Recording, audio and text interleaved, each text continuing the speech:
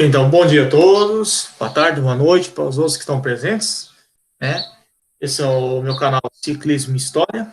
O tema da aula de hoje, vamos trabalhar, é regimes totalitários e Segunda Guerra Mundial, primeira parte da guerra, certo?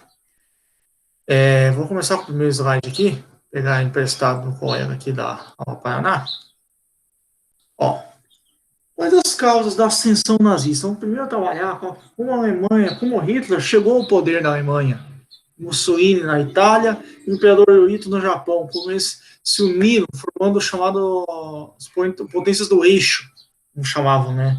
A coligação formada entre Hitler na Alemanha, Mussolini, governo na Itália, e o Imperador Hirohito no Japão.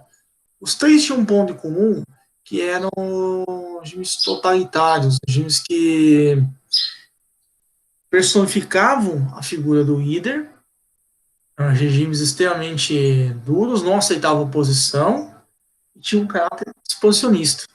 Mas como é que isso foi ocorrer?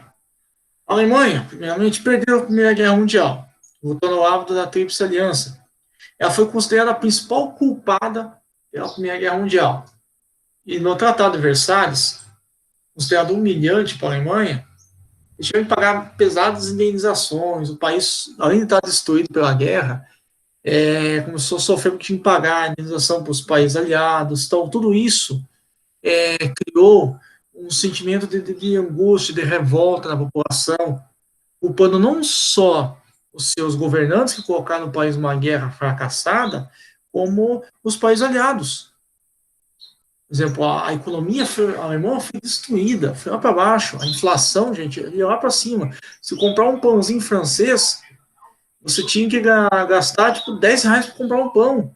A situação ficou muito feia. Olha só. A Alemanha após a Primeira Guerra Mundial. Cerca de 2 milhões de mortos e 4 milhões de feridos. As cláusulas do Tratado de Versalhes obrigavam a ceder territórios, pagar indenizações, né? E com a saída do Kaiser Guilherme II, o país tornou uma república parlamentarista, ou seja, tem uma figura de um primeiro-ministro e um parlamento que ajuda como na Inglaterra, ajuda a gerir, como fossem os deputados. O desemprego, a inflação, houve o crescimento da pobreza. O governo alemão recorreu à impressão de dinheiro, mas isso gerou uma hiperinflação. Olha só, em outubro de 23, a inflação é de 20,9% ao dia. Aí, então, a figura de Hitler. Em 1920, Hitler assumiu a liderança do Partido dos Trabalhadores Alemães, o Partido Nacional Socialista Alemão, mas que socialista só tem no nome.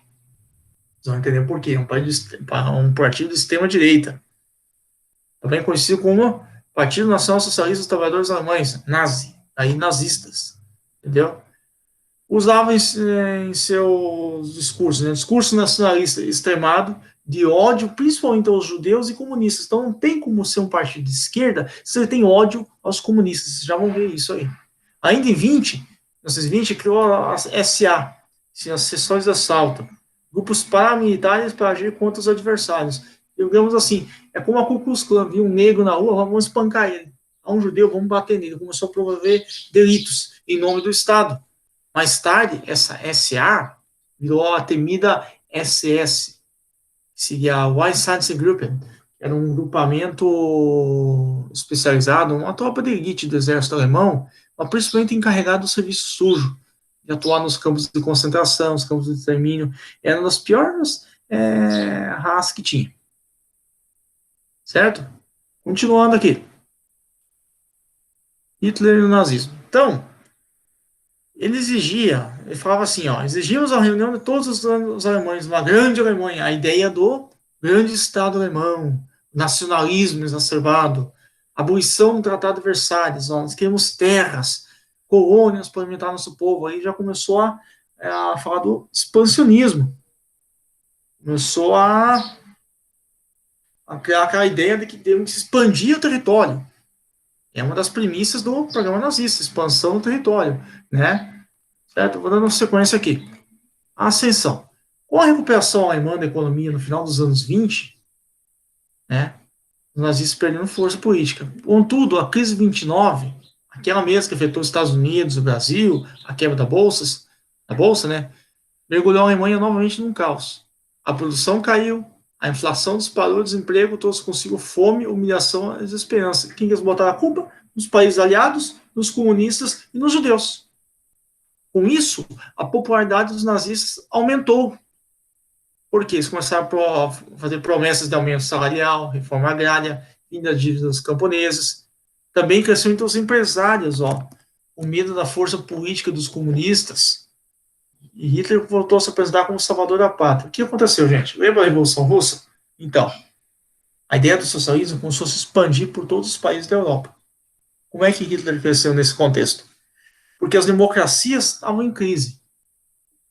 Veio a crise de 29, quebrou os Estados Unidos, quebrou vários países democráticos. A Hitler começou a falar, democracia é um lixo, democracia não resolve nada. Olha, esses países quebraram, que é um regime democráticos. O governo, para dar certo, tem que ser um governo forte, autoritário e baseado nos trabalhadores, que vai apoiar os trabalhadores. E com esse discurso inflamado, enfadonho dele, ele cresceu no poder. Porque falou, não queria fazer, mas exatamente o que as pessoas queriam ouvir. E falou também um pouco o que queria fazer, queria acabar com os judeus. Olha só. Basta com a corrupção, mão nazista, esmaga comunistas e judeus. Olha só, um discurso de ódio. Olha só, continuando. Na eleição parlamentar de 32, os nazistas tiveram quase 40% dos votos. Em regiões mais isoladas do país, o Hitler não teve tantos votos. Mas como é que explica a ascensão dele ao poder? A ação do SA, daqueles grupos de provocar um terror, ameaçando as pessoas, batendo, matando.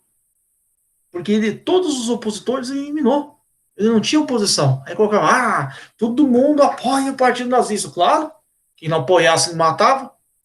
Você apoiava ou por bem, ou por você se iludir com a propaganda, ou você apoiava ficando quieto, fingindo que estava gostando.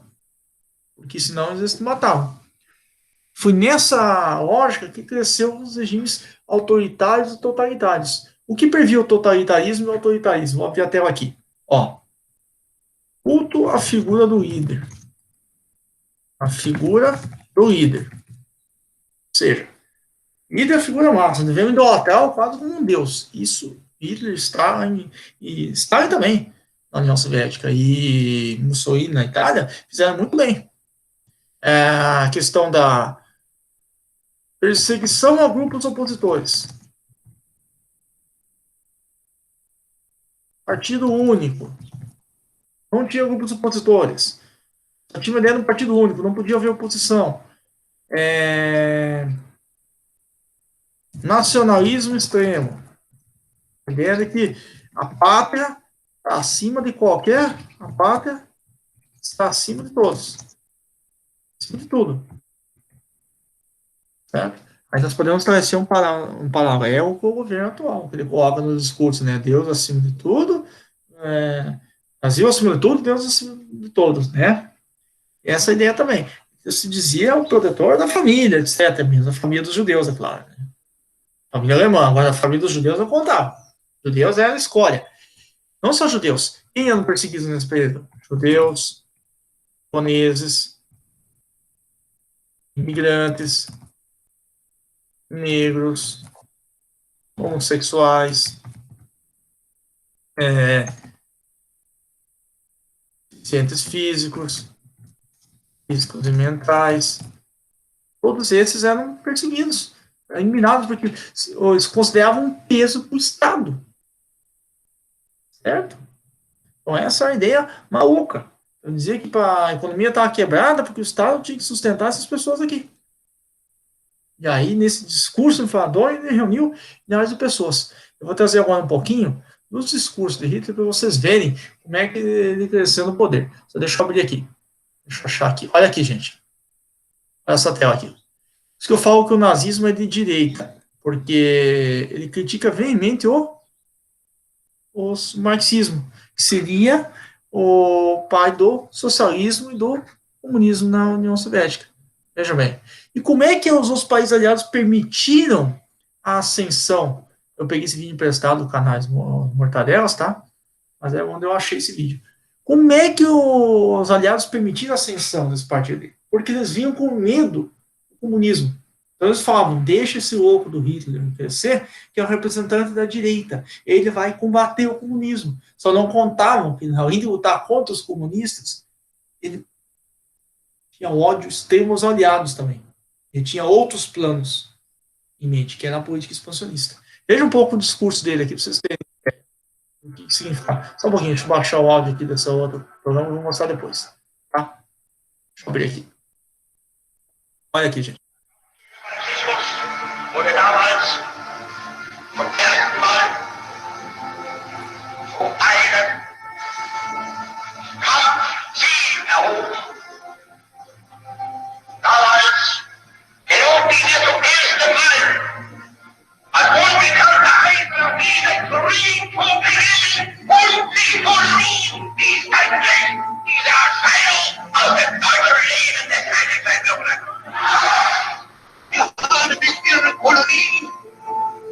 Percebam que essa primeira crítica que ele fez foi aos comunistas, ao governo stalinista da União Soviética. Vamos desistir até testar essa praga do marxismo na Alemanha. Agora ele está falando a quem? Agora aos países aliados. A crítica à situação que eles impuseram à Alemanha após a Primeira Guerra Mundial. Ó, não temos suas colônias, não temos oportunidades mundiais internacionais. Ó, sem fim da União Soviética.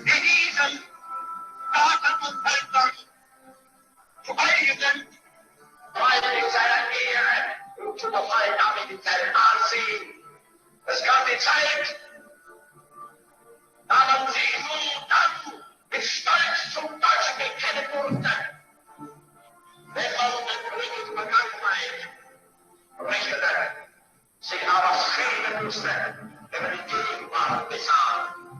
Bei der Inflation hat man unser Volk cartazes anti-marxismo aí. die Millionen Menschen und ihre Sparbrust beraubte.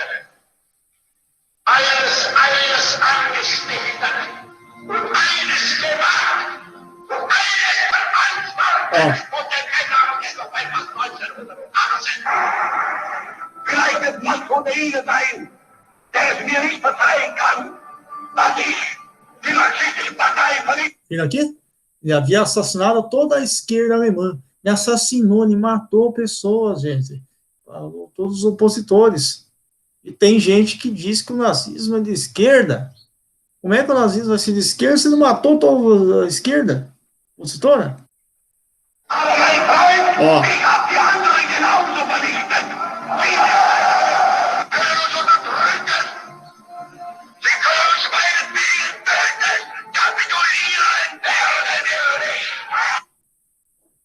Beleza? Vou passar um outro discursozinho agora do ministro da propaganda dele, que é o Joseph Goebbels, o grande mentor por trás disso. Fica olhando o que esse louco fala. Esse é o Goebbels.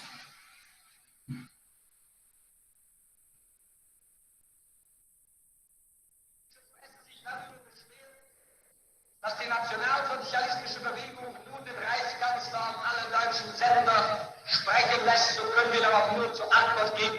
Wie ihr es uns vorgemacht, so machen wir es jetzt nach.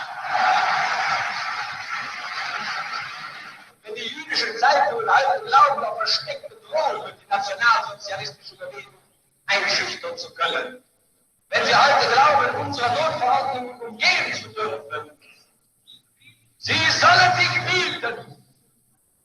Einmal wird unsere Geduld zu Ende sein und dann wird den Juden das Brechen Lügen. Olha só, olha o nível de discurso do cara.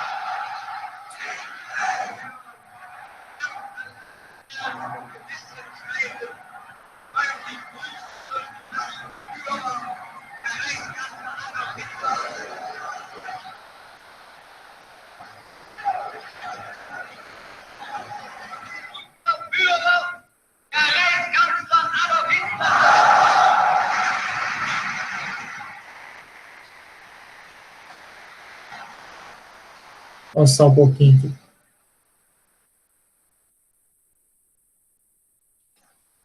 Dieses Jahres wurde die neue Regierung der National Esse é o primeiro discurso de formação do partido em 1933. Tá? Retomando aqui, gente. Então, percebam a ideia do que é um regime totalitário? Se alguém ainda tem dúvida, ó, olha só. Você pode até vir aqui no Google mesmo. Ó, vem aqui e vamos pesquisar. Ó, deixa eu voltar aqui na...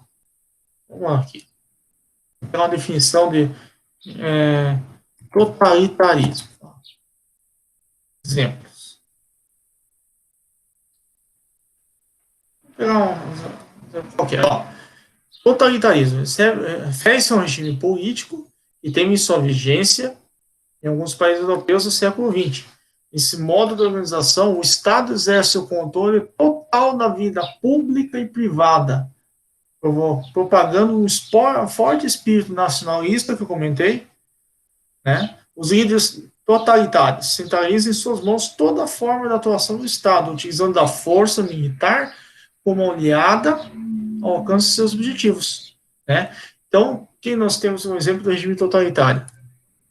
Nazismo de Hitler na Alemanha, o fascismo italiano de Mussolini e o comunismo, né? Ou vamos colocar aqui stalinismo, né? Stalinismo na União Soviética. Lembrando uma coisa, que os aliados aqui eram Hitler, Mussolini e Hirohito. Hirohito no Japão. Ele vai inicialmente se aliar ao Stalin, mas por uma questão estratégica, né, que é ódio mortal dos comunistas, certo? Então, o governo, ele pode ser... Deixa eu voltar minha tela aqui agora para a gente encerrar aqui, tá? Voltar aqui, a apresentação. Gente, o governo, ele pode ser autoritário. Um governo duro, rígido em suas ações. Contudo, ele não tem uma política expansionista, nem vai, digamos, perseguir pessoas, torturar, matar, de certa forma. Alguns até podem fazer, mas isso seria um contra a humanidade, seria violação dos direitos humanos. Você pode ter um governo autoritário, um governo forte, que exerce censura, controle dos meios de comunicação. Agora, um governo totalitário, aquelas características que eu mencionei, governo que tem que o líder exerce poder supremo sem contestação e persegue qualquer um dos seus opositores e promove uma política expansionista de território, nós temos esse caso ali, os 3 casos, né? 4 contando o Japão. O Mussolini na Itália, o ditador Hitler na Alemanha e o Stalin na União Soviética. Você pode ter um governo autoritário, mas você respeita a sua oposição. Você entende as críticas como algo construtivo. Um governo que não aceita críticas, como o nosso Superior Tribunal Federal está agindo atualmente, né, no Brasil, você não pode falar nada que eles já te isolam, né? São características de governos totalitários. Não estou falando que o STF é totalitário, mas a característica de você não aceitar nenhuma crítica dos seus opositores é a característica de governo totalitário. Beleza, então, gente? Por hoje é só, então. Por hoje não, por enquanto, né? Acesse o canal Ciclismo História, deem um like lá, ajudem o canal, divulguem, compartilhem. Beleza, gente? Obrigado.